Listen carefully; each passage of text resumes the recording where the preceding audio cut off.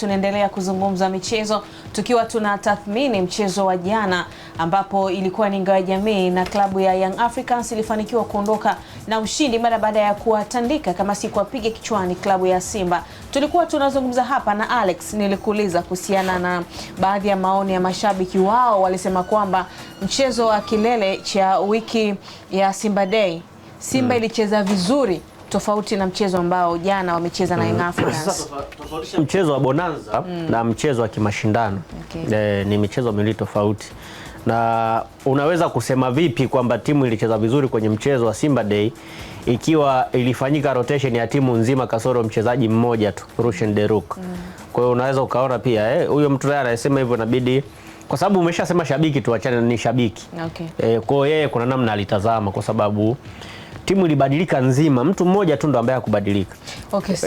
Lakini hata hiyo jana kuna mtu anaweza akaona kama Simba alicheza vizuri. Itategemeana na namna ambavyo mtu ametazama mpira. Lakini hata hiyo kwenye mechi ambayo Simba alicheza, mechi ya tamasha, kwa mimi huwa mara nyingi naamini kwamba mechi ya tamasha ni tofauti na mechi rasmi ya kimashindano. Lakini pia hata namna ambavyo mwalimu anajiandaa kimbinu, kiufundi haiwezi kuwa sawa na anavyojiandaa kwenye mechi ya kimashindano. Yaani mechi ya kimashindano tena dabi, ndio mechi ambayo unataka kutoa ile intensity ya level ya timu yako kutokana na kile ambacho unakipigania kwa msimu mzima. Ukitazama Yanga kwenye mechi ya ile mechi yao ya ya tamasha pia la siku ya wananchi, ukitazama ina tofauti na mechi ya jana, jinsi ambavyo wamecheza jana, kwa sababu lazima kuna approach za tofauti kutoka mchezo wa kirafiki na kwenda kwenye mchezo wa kimashindano. Sawa. Hebu tuangalie lile goli la jana. Kumekuwa na maoni tofauti mitandaoni. Wako ambao wanasema kwamba ilikuwa ni offside, wengine wanasema sio offside. Sheria zipo wazi kabisa katika sheria ya 17 za mchezo wa mpira wa miguu. Sheria namba 11 ambayo inahusiana na offside inajieleza wazi kabisa kwamba mchezaji ambaye sehemu yoyote ya mwili wake itavuka mstari wa mwisho wa safu ya ulinzi, ama itavuka pia na position ambayo mpira upo, maana yake mchezaji yuko offside. Lakini pia atatambulika kuwa ni offside atakapougusa huo mpira ama kuingilia movement ya huo mpira, hata kama hatakuwa na nafasi ya kuugusa, lakini atakapokuwa katika position ya kuingilia tu huo mchezo, manake atahesabika kuwa yupo katika offside position. Sasa watu wanajiuliza, wakati Pacome anakwenda kumalizia mpira alikuwa katika onside position ama offside position? Yes, alikuwa kwenye onside position, lakini aliondoka katika eneo ambalo alikuwa ni offside, na kitendo cha yeye kwenda kuzuia tunasema vision ama uono wa Rushen De Reuck, ambaye baada ya kuanguka chini alivyoinuka haraka, focus yake ilikuwa kwenye mpira. Rushen De Reuck focus yake ilikuwa kwenye mpira, na hata kasi aliyotumia kuinuka kukimbia ilikuwa inaashiria kwamba anaenda kufanya blocking kwa Max Mpia Nzengeli. Uwepo wa Pacome Zouzoua ambaye alikuwa katika offside position awali, lakini baada ya mpira kuwa katika mchezo ama kuwa katika himaya ya Max Nzengeli akajirudisha haraka kwenye onside position, uwepo wake mbele ya Rushen De Reuck na kumzuia Rushen De Reuck kwenda kufanya jaribio la kuzuia mpira ama kwenda kucheza mpira, moja kwa moja alijihusisha katika tukio la yeye kuwa offside, hata kama alirejea kwenye position ambayo alikuwa ni onside. Kwa hiyo yeye kuwepo kwenye position ambayo ni onside na akamalizia ule mpira katika hiyo position, haijustify ama hayalishi kwamba lile bao lio ni halali. Bao lilipaswa kufutwa, kwamba halikupaswa kuwa halali kwa mchezo ule, kwa sababu awali alikuwa katika offside position. Kurejea kwake kwenye onside position ilikuwa ni vizuri, lakini alirejea katika mazingira gani? Alirejea katika mazingira ya kumzuia beki wa timu pinzani ambaye ni Rushen De Reuck. Kama inavyoonekana hapa kwenye marejeo, unaona mpira ulivyotoka kwenye mguu wa huyo mchezaji, Rushen De Reuck akafanya blocking, na wakati huo Pacome katika offside position. Anarejea sasa.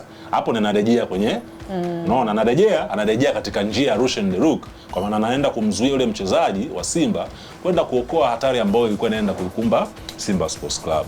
Kwa hiyo maana ilikuwa ni offside. Yes, kwa moja kwa moja hapa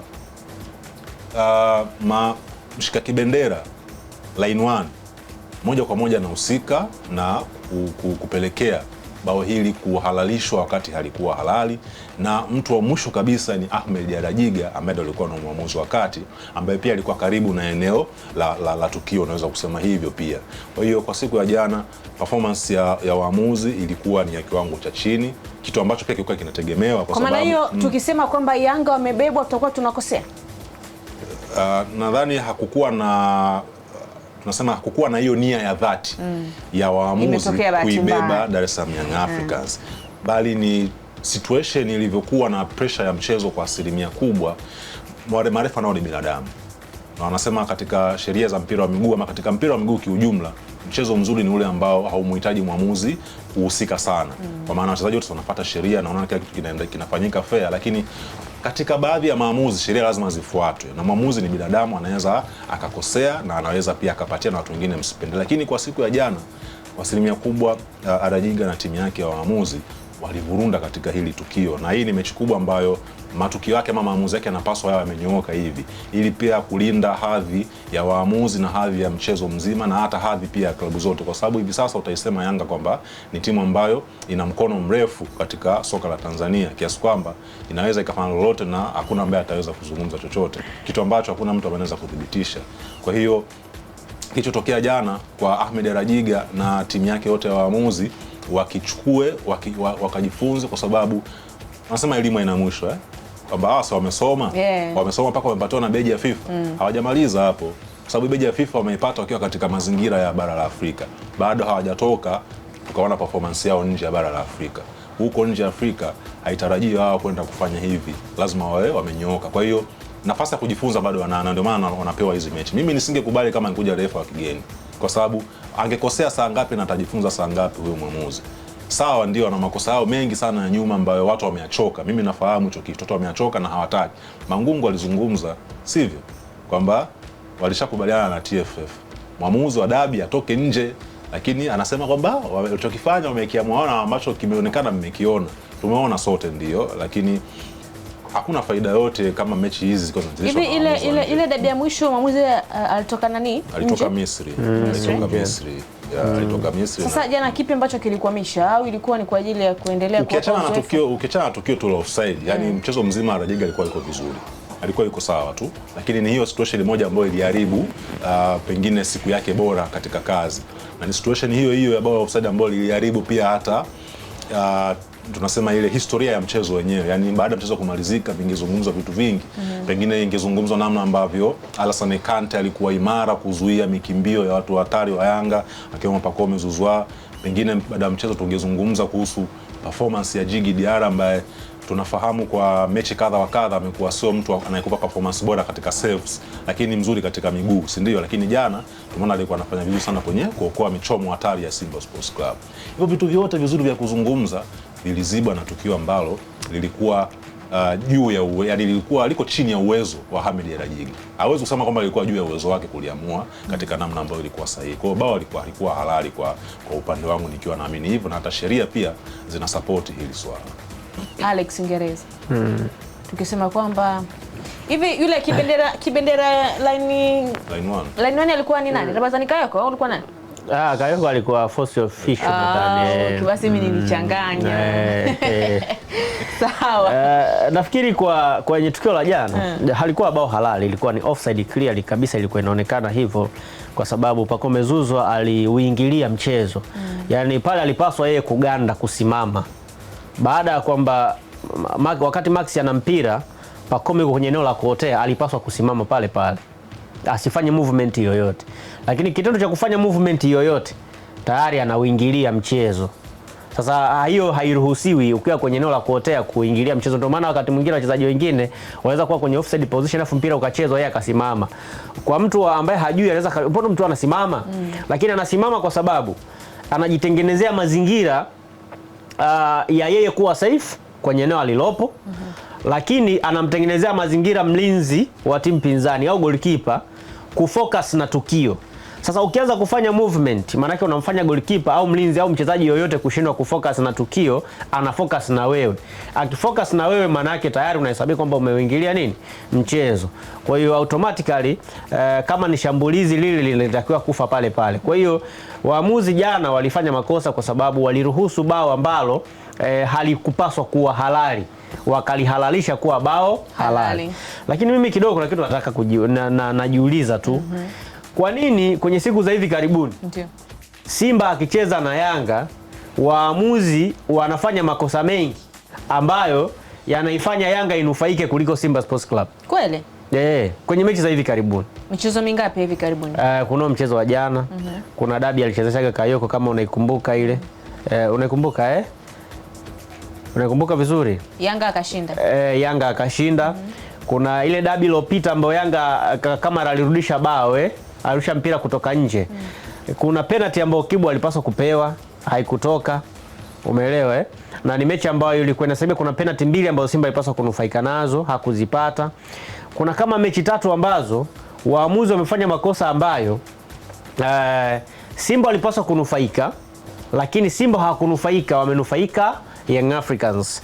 Sasa katika hali ya kawaida mechi za dabi ndio huwa mechi ambazo zinakuwa na tension kubwa na concentration pia kwa waamuzi inakuwa pia ni kubwa. Sasa kwa nini waamuzi wakose concentration kwenye matukio yanayohusu timu moja tu kwenye dabi? Ndani ya kwenye ili tukio la Simba kufungwa mara 6 mfululizo, mara 3 inatokea situation ambayo inafanana. Ni jambo ambalo kidogo mimi linanifikirisha kwamba nini kipo katikati ya hayo mambo. Yes, sometimes zinatokeaga situation kama hizo kwamba timu inaweza ikawa inanufaika sana na makosa kutokana na ukubwa wake na pressure ambao wanaitoa mara nyingi kwa waamuzi, lakini inavyotokea matukio ya timu kubwa zinakutana, halafu ni moja inanufaika zaidi kuliko timu nyingine kwenye matukio na hiyo lazima uweke question mark. Kuna wakati Madrid waliwahi kuhoji, unajua Barcelona kuanzia mwanzoni mwa msimu mpaka mwishoni mwa msimu, wapinzani kukutana na Barcelona wanapata kadi nyingi zaidi kuliko wapinzani hao kukutana na Real Madrid. Kuna wakati Real Madrid walianza ku-question. Barcelona akasema, kwa nini mbona nyie kwenye Champions League wapinzani wanapata kadi nyekundu nyingi kuliko mkicheza nao kuliko timu zingine? Umeelewa? Kwa maana kuna watu kuna reason wakati mwingine wanaziweka ambazo kwa mtu katika jicho la kawaida unaweza usione kama ni reason ya maana sana, lakini ukikaa ukifikiria vizuri kuna kitu unaweza ukakigundua hapo. Simaanishi kwamba waamuzi wanatumika na Young Africans, simaanishi hivyo, lakini lazima tujiulize maswali kama binadamu, kwa sababu sisi sio roboti kwamba tunaendeshwa. Tunatazama na tunaona na tuna uwezo wa kufikiria mara 2, mara 3, mara 4, mara 5. Kwa hiyo nimejaribu tu kujiuliza kama binadamu wa kawaida kwamba kwa nini mara zote Simba kutana na Yanga waamuzi wanafanya makosa mengi ambayo yanaiathiri zaidi Simba kuliko kuiathiri zaidi Young Africans. Okay, sawa. Twende kwenye mchezo mzima kiujumla. Ni timu gani ambayo ilicheza vizuri zaidi jana na ilikuwa na deserve ushindi? Hakuna ambaye alicheza vizuri unasema kwamba alivutia watu wengi kwa asilimia kubwa. Sio Simba, sio Yanga. Kiujumla wote walikuwa katika kasi ambayo haikuwa ya kuridhisha. Ndio maana nilizungumza hapa, nakumbuka jana kwamba ni mechi ambayo naona itaamuliwa zaidi na wachezaji wale ambao walimaliza na hizi timu msimu uliopita. Na of course tuliona maliziaji wa bao alikuwa ni Pacome Zouzoua, mmoja wa wachezaji bora wa Yanga msimu uliopita. Kwa upande wa Simba tunaona matukio mengi yalikuwa yanaonekana ya mwisho yanaonekana kwa Kibu Dennis Prosper ambaye naye alikuwa msimu uliopita mmoja wa wachezaji muhimu pia. Kwa hiyo bado kuna nafasi ya kuendelea kuwasubiri hawa wachezaji wageni mpaka wa blend vizuri kwenye hizi timu ili watoe kitu ambacho ni cha tofauti na chenye ubora wa hali ya juu. Timu zote zilianza na miundo ambayo inafanana ya upangaji wa kikosi. 4-4-2 tulikuwa wanatumia kwa asilimia kubwa. Lakini kwa upande wa Simba wao walikuwa wana nguvu ya ziada katikati mwa uwanja, walikuwa na watu wawili ambao ni Yusuf Kagoma na Alassane Kante ambao walikuwa wanawasaidia sana mabeki wa katikati wa Simba katika kutengeneza mashambulizi kwenda mbele. Lakini kwa upande wa Yanga wao muundo wao wa kupanga kikosi tunaona katika ile tunasema katika ule msingi wa safu ya viungo kulikuwa kuna Azizi Andambwile ambaye alikuwa anaweka cover mbele ya Ibrahim Ahmad Baka pamoja na Dickson Job. Na wote hao walikuwa ni muhimu sana kwenye timu kwa sababu kwa upande wa Yanga tunatambua mashambulizi yao ni hatari sana na wana watu zaidi ya wawili ambao wanaweza kukupa madhara makubwa kwenye eneo la ushambuliaji. Kwa inabidi uwe na watu wawili wa kujaribu kuzuia hizo njia za hao watu. Sasa Simba walikuwa na roho mbaya zaidi. Hao watu wawili wakawapanga katika position ambayo Pacome Zouzoua ndiye alikuwa ni hatari kutoka upande wa kushoto wa Dar es Salaam Young Africans.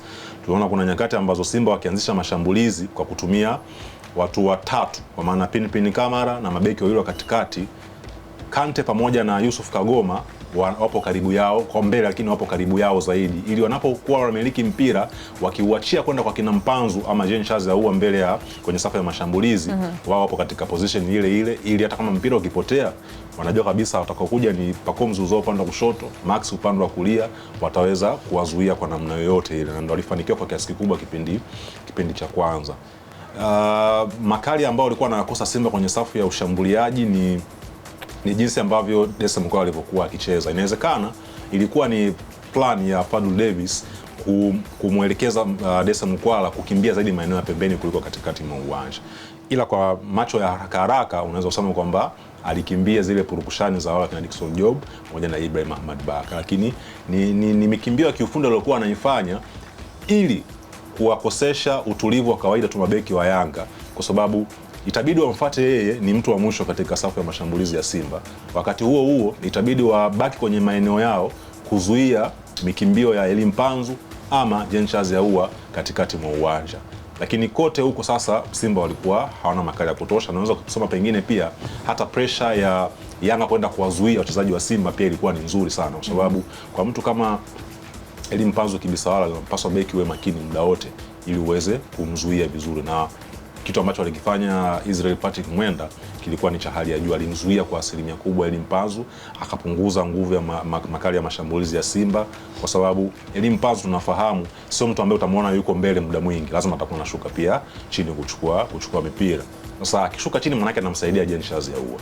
Kwa unakuta sasa Jean Charles akishuka akidrop chini kabisa kuja kusaidia kujenga mashambulizi ya Simba, mtu ambaye atakiwa aconnect naye kule mbele naye amebanwa kwa asilimia kubwa. Kwa hiyo Simba wakawa wanakosa kujiamini, lakini wakawa wanakosa na ile nasema ile ncha ya kuathiri eneo la ulinzi la Yanga, kwa sababu ya mtu wao mmoja wa kwanza katika eneo la juu ambaye ni Elie Mpanzu alibana kwa asilimia kubwa. Na wakati huo Alassane Kante na Yusuf Kagoma licha kwamba walikuwa wanazuia mashambulizi ya Yanga kwa asilimia kubwa, lakini na wao nilikuwa naamini tena hasa Alassane Kante nilikuwa naamini na uwezo akasogea kumpa support angalau Jean Charles Ahoua, lakini kwa sababu ya uhatari wa wachezaji wa Yanga ilibidi viungo wa chini wa Simba wawe na discipline katika kumiliki mpira, na hapo uachia mpira pia wawe na discipline na kubaki katika maeneo yao kuwazuia Yanga. Sasa wakati Simba wakihangaika kutengeneza mashambulizi yao kuanzia nyuma, na ndo nakumbuka pia kauli ya Mel Smedo kusema kwamba Simba anapiga sana mipira mirefu, alafu hawachezi ile mipira ya pili ambayo ni second balls.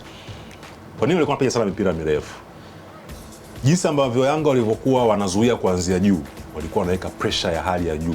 Kwa hiyo hauwezi ukiwa mchezaji wa Simba, hasa katika muundo wa timu ambayo ina mchezaji mpya kwenye safu ya ulinzi kama Rushen Deruk, manake nyinyi wote hamna chemistry ya kuweza kuvumilia ile pressure ya watu wa Yanga wanapokuja na mkapiga pasi zinazokuwa ni sahihi bila kubutua. Lazima tu mtaingiwa hofu, kwa sababu tunaona kuna namna ambayo Yanga sasa hivi wanazuia kwa nguvu sana, hasa katika maeneo ya katikati. Kwa hiyo ikana lazimisha sasa ni Pinpin kama atakupiga mpira mirefu kumtafuta Dese Mukwala, au Rushen Deruk naye kupiga pasi ambayo hakujipanga kuitoa kwenda katikati mwa uwanja. Unampa mtu kama Alassane Kante pasi ambayo hukujipanga kuitoa naye anaipoteza, maana Simba ipo kwenye hatari ya kushambuliwa muda wote. Umeelewa vizuri? Sasa kama Yanga walikuwa wanapata hiyo advantage ya kuweka pressure na kuchukua mpira haraka, kwa nini hawakuwa wakizitumia kwa kupata nafasi nyingi za kufunga mabao na kuzitumia? Ni kwa sababu katika eneo ambalo Prince Dube alikuwa amesimama hakukuwa na mchezaji ambaye alikuwa na uwezo wa kuipokea hiyo mipira ambayo ilikuwa inapatikana baada ya kufanya hiyo pressing, na mashambulizi ya Yanga akawa ni imara zaidi. Mtu alioanza karibu na Dube jana ni huyu Mzanzibari Mudathir Yahya, na wakati unaona paka Romain Folz akawa anamwambia push viungo hapa kuchukua mpira, pokea mipira, yombe mipira, sogea katika eneo, mpatie support Prince Dube, lakini hakukuwa na hicho kitu. Mimi naelewa pengine ni hayuko sharp, hana fitness ya kutosha, kacheza mechi za kutosha msimu uliopita, yes. Chan pia kacheza tena under pressure. Mchezo ulikuwa unafanyika hapa Tanzania, pressure ilikuwa ni kubwa, lazima adeliver. Mchezaji tena uje umtegemea katika mechi za klabu ya Yanga utakuwa ni uongo. Kwa hata alipotoka sabu nilielewa hayupo sawa kwa ajili kutimiza majukumu. Akaja kuingia Momo Dombia. Kwa kidogo akaja kusaidia angalau kuinvite pressure na foul za kadha wa kadha. Kwa hiyo mbele kwa Yanga kukuwa na makali kwa sababu Dube hakuwa na msaidizi mzuri. Mechi ya Wananchi Day, kwa nini kulikuwa kuna hatari katika mashambulizi ya Yanga? Kwa sababu ya Ange Celestine kuwa upande wa kushoto, kwamba wakihangaika Yanga kufanya pressing ya Dube pamoja na Sheikh Hamis, wana mtu ambaye anasukuma mashambulizi ambaye alikuwa ni Ange Celestine. Kama jana kuna kipindi nilikuwa namuona Ekua yuko peke yake, alikuwa anakimbia mwenyewe, akabu yafanye nini? Yes. Hiyo ndo ambayo nasema kwamba Yanga wanaweza wakatoboa vizuri katika mechi kubwa, kwamba Ekua akiwepo mikimbio yake pembeni moja inakuwa ni hatari zaidi, na Dube kazi yake inakuwa imeleta madhara makubwa kwa mpinzani. Lakini sasa nije kwa upande wa Simba Sports Club. Upande wa Simba tutarudi hapa. Sawa.